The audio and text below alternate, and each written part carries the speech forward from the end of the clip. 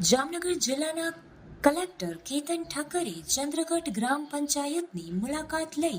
પંચાયતના રેકર્ડની ચકાસણી કરી હતી, જેમાં તેઓએ રેકર્ડની જાળવણી, રેવન્યુ રેકર્ડની ચકાસણી, વિવિધ ફાઇલોની જાળવણી, વેરા વસૂલાતની કામગીરી, જન્મ મરણ રજિસ્ટર, ભાડા પેટે આપેલ જમીનનું રજિસ્ટર વગેરે રજિસ્ટરની ચકાસણી કરી લગત અધિકારીઓને જરૂરી સૂચનો કર્યા હતા. અધિકારીએ ગામમાં જે ખેતરોમાં જમીન માપણીની કામગીરી ચાલી રહી છે ત્યાં સ્થળ મુલાકાત કરી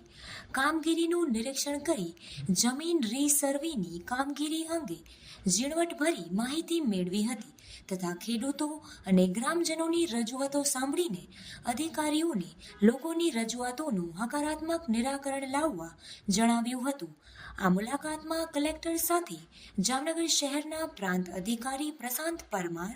DILR અધિકારી KN ગઢિયા, લગત અધિકારીઓ વગેરે ઉપસ્થિત રહ્યા હતા.